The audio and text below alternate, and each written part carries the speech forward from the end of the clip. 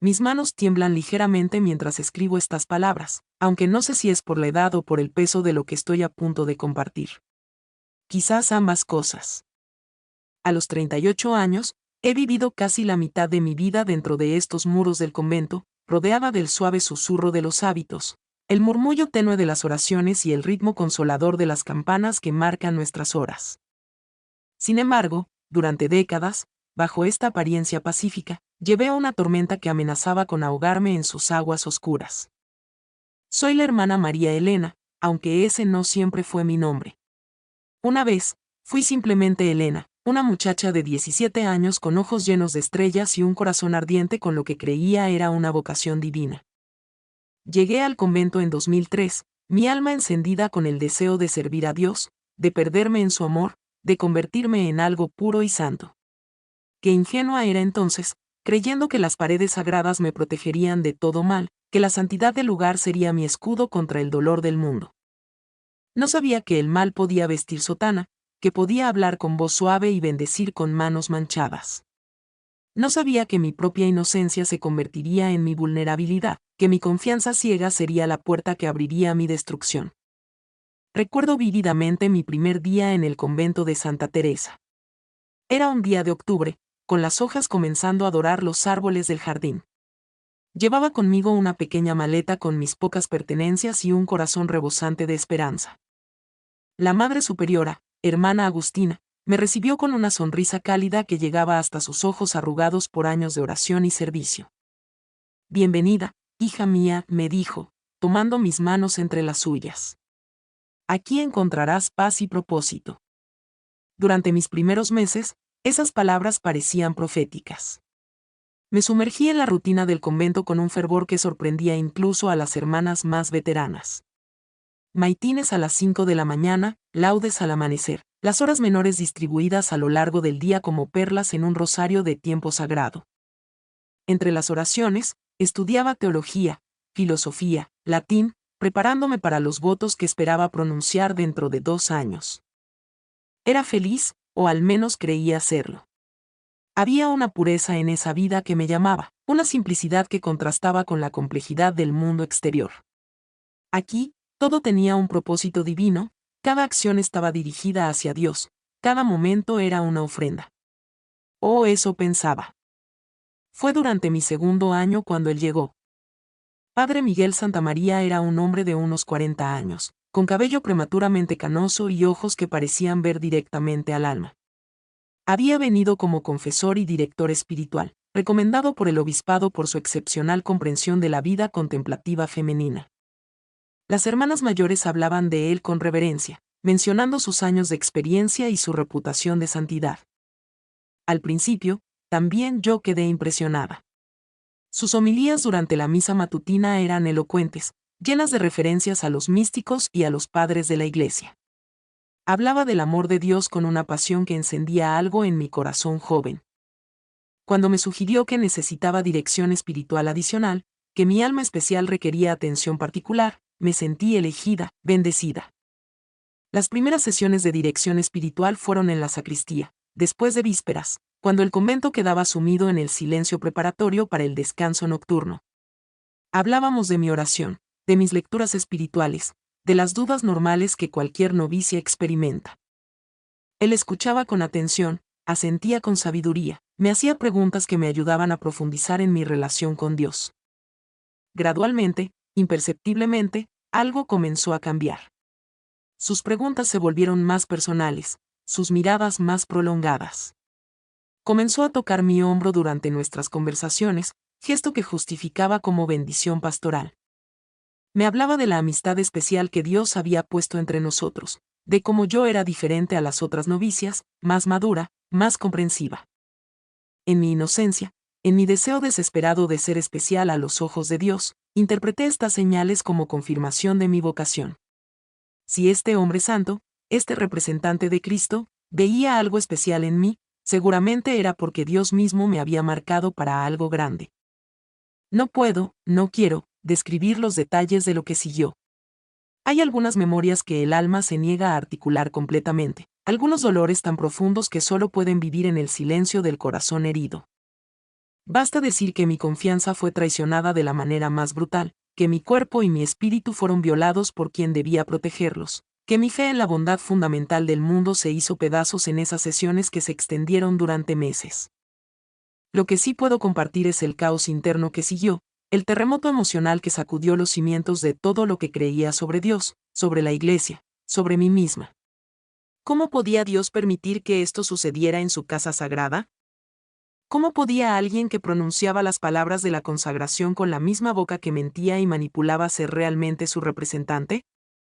Pero más devastadora aún era la culpa que me consumía. ¿Había hecho algo para provocar esto? ¿Había enviado señales equivocadas? ¿Era mi culpa por ser demasiado confiada, demasiado ingenua? Él me había dicho que yo era especial, que había algo en mí que lo atraía hacia Dios a través de mí. ¿Era esto verdad? ¿Era yo un instrumento divino o una tentación diabólica? La vergüenza se volvió mi compañera constante. Me miraba en el espejo y veía a una persona manchada, indigna de los votos que esperaba pronunciar. Durante las oraciones comunitarias, las palabras se me atoraban en la garganta. ¿Cómo podía cantar las alabanzas de Dios cuando me sentía tan sucia, tan alejada de su gracia? El silencio se convirtió en mi refugio y mi prisión. No podía hablar con las otras hermanas, ¿cómo podrían entender? Ellas veían al Padre Miguel como yo lo había visto al principio, un hombre santo, un guía espiritual confiable. Si yo hablaba, ¿me creerían? Y si me creían, ¿destruiría la paz de nuestra comunidad? Más importante aún, él me había advertido sobre las consecuencias de hablar. Nadie te creería, me había dicho. Eres solo una novicia confundida. Yo soy un sacerdote con años de servicio. Si hablas, solo causarás escándalo y dolor a personas inocentes. ¿Es eso lo que quiere Dios de ti? Esas palabras se grabaron en mi mente como hierro al rojo vivo. En mi estado vulnerable, en mi confusión, comencé a creer que mantener el silencio era realmente un acto de caridad, una forma de proteger a la comunidad del escándalo. Me convencí de que mi sufrimiento tenía un propósito redentor, que quizás Dios me había elegido para cargar con esta cruz en silencio. Los meses se convirtieron en años. Pronuncié mis votos temporales en una ceremonia que debería haber sido el día más feliz de mi vida, pero que experimenté como si estuviera en un sueño gris. Las palabras de compromiso salieron de mi boca, pero mi corazón estaba ausente, perdido en algún lugar entre la fe y la desesperación. El Padre Miguel fue trasladado a otra diócesis poco después de mis votos, un movimiento que más tarde supe había sido precipitado por irregularidades que nunca se especificaron públicamente. Su partida trajo alivio, pero también una nueva forma de confusión. Sin su presencia física constante recordándome mi trauma, comencé a dudar de mis propias memorias. ¿Había sido tan terrible como recordaba? Quizás había exagerado las cosas en mi mente joven e impresionable. Los años siguientes fueron un ejercicio de supervivencia. Aprendí a funcionar, a cumplir con mis obligaciones comunitarias, a mantener una fachada de normalidad que tranquilizara a las hermanas que ocasionalmente expresaban preocupación por mi melancolía. Pero por dentro, vivía en un estado de desconexión constante. Mi relación con Dios se volvió complicada y dolorosa. Durante la oración, oscilaba entre una sed desesperada de su consuelo y una rabia que me aterrorizaba por su intensidad. ¿Dónde había estado él cuando yo lo necesitaba? ¿Por qué había permitido que su casa se convirtiera en el escenario de mi destrucción? Había días en que me arrodillaba en la capilla y no podía pronunciar ni una palabra de oración. Las fórmulas familiares se sentían vacías, las palabras de alabanza se atragantaban en mi garganta. Otros días, oraba con una intensidad frenética, como si pudiera rezar lo suficiente para lavar la mancha que sentía en mi alma. La Eucaristía se volvió especialmente problemática. Cada vez que el sacerdote alzaba la hostia consagrada, mi mente me transportaba de vuelta a esas sesiones en la sacristía. Las manos que bendecían el pan me recordaban otras manos, y tenía que luchar contra las náuseas que me subían por la garganta. Muchas veces salía de la capilla antes de la comunión, pretextando enfermedad. Mi trabajo en el convento se convirtió en mi salvación parcial. Me dediqué al cuidado del jardín con una intensidad que rayaba en la obsesión. Había algo sanador en trabajar con la tierra, en ver cómo las semillas se convertían en plantas, en presenciar los ciclos de muerte y renovación que marcaban las estaciones. En el jardín, entre las flores y las verduras, encontraba momentos de paz que me recordaban que la belleza aún existía en el mundo. El cambio comenzó lentamente, casi imperceptiblemente, durante mi 10º año en el convento. Una nueva hermana llegó a nuestra comunidad, hermana Lucía, una mujer de mediana edad que había sido trabajadora social antes de sentir la llamada religiosa. Había algo en sus ojos, una comprensión profunda del dolor humano, que me atraía y me asustaba a la vez. Un día, mientras trabajábamos juntas en el jardín, comenzó a hablarme de su trabajo anterior con supervivientes de trauma. No fue directo, nunca lo es al principio, sino que compartió historias generales sobre la resiliencia humana, sobre cómo las personas encuentran formas de sanar incluso después de las heridas más profundas. El trauma, me dijo mientras podábamos los rosales, es como una herida que se infecta cuando se mantiene cerrada. A veces, para sanar, necesita ser expuesta al aire, limpiada, cuidada con amor. Sus palabras resonaron en algo profundo dentro de mí, aunque no pude articular por qué. Comencé a buscar su compañía, a encontrar excusas para trabajar junto a ella, a escuchar sus historias sobre sanación y esperanza. Gradualmente, sin darme cuenta completamente de lo que estaba haciendo, comencé a hacerle preguntas más personales sobre su trabajo anterior. Un día lluvioso de noviembre, mientras estábamos en el invernadero trasplantando plántulas, finalmente rompí. No sé qué desató las palabras, quizás fue la gentileza en su voz cuando me preguntó por qué parecía tan triste últimamente, quizás fue simplemente que 10 años de silencio habían llegado a su límite. Las palabras salieron en un torrente confuso y doloroso, años de secretos y vergüenza derramándose como agua de una presa rota. Hermana Lucía no se sorprendió, no se escandalizó, no me juzgó. Simplemente me escuchó, me sostuvo mientras lloraba, y cuando terminé, me dijo las palabras que cambiarían el curso de mi vida: hija, nada de esto fue tu culpa. Nada. Hablar fue tanto una liberación como un nuevo tipo de dolor. Por primera vez en años, me sentí menos sola, pero también más vulnerable. Hermana Lucía se convirtió en mi ancla durante los meses difíciles que siguieron. Con su guía, comencé a entender conceptos que nunca había considerado: abuso de poder, manipulación psicológica, trauma. Me ayudó a ver que mi silencio no había sido cobardía sino supervivencia, que mi confusión no había sido estupidez sino una respuesta normal a una situación anormal. Más importante aún, comenzó a ayudarme a separar mi experiencia con un hombre defectuoso de mi relación con Dios. Dios no te abandonó, me dijo durante una de nuestras muchas conversaciones. Estaba llorando contigo cada momento de tu sufrimiento. El mal que se te hizo no vino de él, sino de la elección libre de un hombre de actuar contra todo lo que Dios representa. Estas palabras tardaron mucho tiempo en penetrar las capas de dolor y confusión que habían rodeado mi corazón durante años. Mi relación con Dios comenzó a reconstruirse lentamente, como una confianza que había sido traicionada y necesitaba ser ganada nuevamente, incluso por el mismo Dios. Comencé a leer a los místicos de una manera nueva. Santa Teresa de Ávila, que había luchado con sus propias crisis de fe; San Juan de la Cruz, que había escrito sobre la noche oscura del alma; Santa Teresa de Lisieux, que había encontrado a Dios en la pequeñez y la simplicidad. Sus palabras, que antes me habían parecido lejanas, ahora resonaban con una nueva urgencia. Después de 2 años de sanación gradual con hermana Lucía, llegó el momento de tomar una decisión que había estado evitando. ¿Debía reportar formalmente lo que había sucedido? El padre Miguel seguía activo en el ministerio, ahora como párroco en una diócesis lejana. ¿Cuántas otras jóvenes podrían estar en peligro? La lucha interna fue intensa. Parte de mí había encontrado una medida de paz y no quería revolver el pasado. Temía el escándalo, las preguntas, la posibilidad de que no me creyeran. Temía que hablar destruyera la vida tranquila que había construido en el convento. Pero otra parte de mí, la parte que había crecido durante mis conversaciones con hermana Lucía, sabía que mi silencio podría estar perpetuando el daño. Si yo no hablaba, ¿quién lo haría? Si mi experiencia podía proteger a otra joven de pasar por el mismo infierno, no tenía la obligación moral de actuar. La respuesta llegó durante una noche de oración particularmente intensa. Estaba en la capilla, sola, luchando con Dios como Jacob había luchado con el ángel. ¿Qué quieres de mí?, le grité en el silencio de mi corazón. ¿Por qué me diste esta carga si no querías que hiciera algo con ella? La respuesta no vino en palabras sino en una paz profunda que se asentó sobre mí como un manto. Por primera vez en años, supe con certeza absoluta cuál era el camino correcto.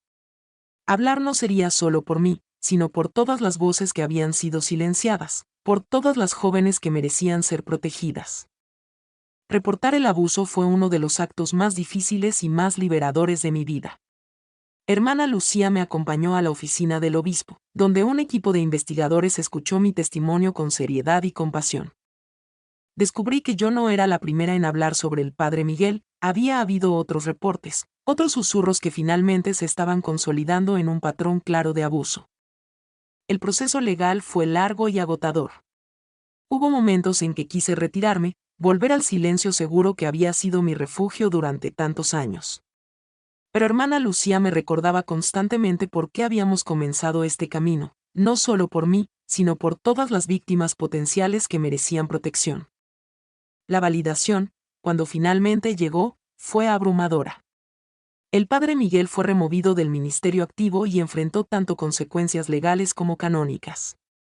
Pero más importante para mi sanación personal fue el reconocimiento oficial de que lo que me había sucedido fue real, fue terrible, y no fue mi culpa. Hoy, 5 años después de romper mi silencio, puedo decir que soy una persona fundamentalmente diferente de la joven aterrorizada que guardó su secreto durante tanto tiempo.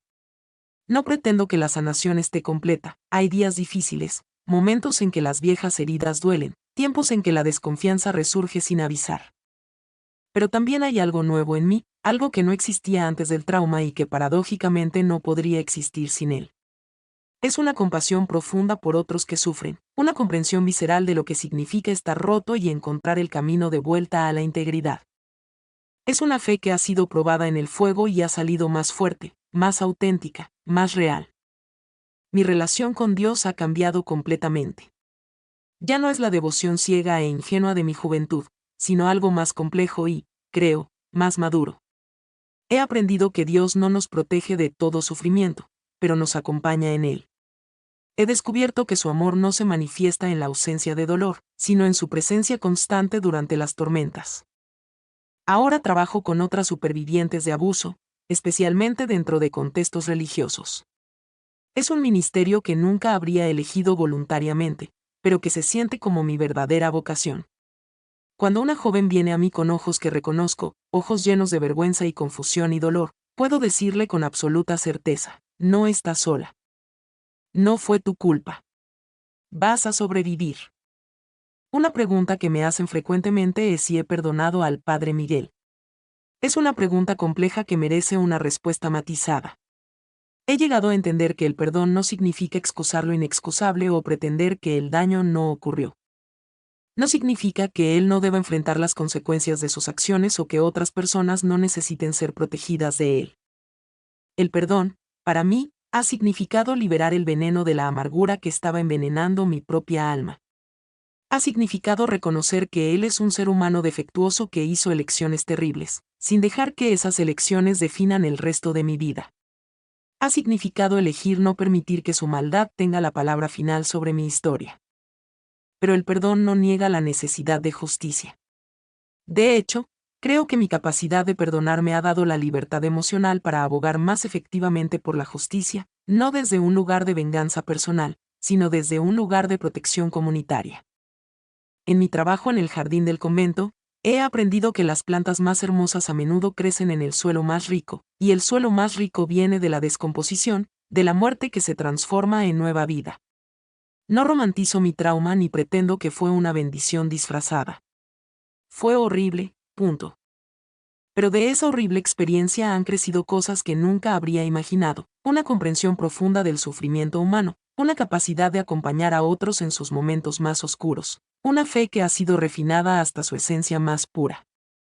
Cada día, cuando despierto para maitines y camino hacia la capilla en la oscuridad previa al amanecer, siento gratitud, no por lo que sufrí, sino por lo que he llegado a ser a pesar de ello, y en algunos aspectos, a través de ello. Soy más fuerte de lo que creía posible, más compasiva de lo que sabía que podía ser, más consciente de la presencia de Dios en los lugares más inesperados. mi historia no es única. Hay miles de nosotras, supervivientes que hemos encontrado maneras de transformar nuestro dolor en propósito, nuestras heridas en sabiduría. Llevamos cicatrices, sí, pero también llevamos luz. Y en un mundo que a menudo se siente dominado por la oscuridad, esa luz importa. Escribo estas palabras no para exponer detalles sórdidos o para atacar a la iglesia que, a pesar de todo, sigue siendo mi hogar espiritual. Las escribo como un testimonio de la capacidad humana de sobrevivir, de sanar, de encontrar significado incluso en las experiencias más destructivas. Si hay alguien leyendo esto que reconoce su propia historia en la mía, quiero que sepas, tu silencio no te define, tu trauma no tiene la palabra final sobre tu vida, y hay personas que te creerán, te apoyarán, y caminarán contigo hacia la sanación. La verdad es poderosa. El amor es más fuerte que el daño. Y la esperanza, esa pequeña cosa con plumas que canta en el alma, es más persistente de lo que nuestros abusadores quisieran que creyéramos. En este amanecer de mis 38 años, mientras las campanas llaman a laudes y el sol comienza a colorear el cielo sobre nuestro jardín, me levanto con gratitud. No por el camino que tuve que recorrer, sino por la mujer en que me he convertido al recorrerlo. Soy hermana María Elena, superviviente, sanadora, portadora de luz. Y mi historia continúa escribiéndose, palabra por palabra, día por día, en la tinta dorada de la gracia redentora. El agua encuentra siempre su camino hacia la luz. Y así también lo hacemos nosotras.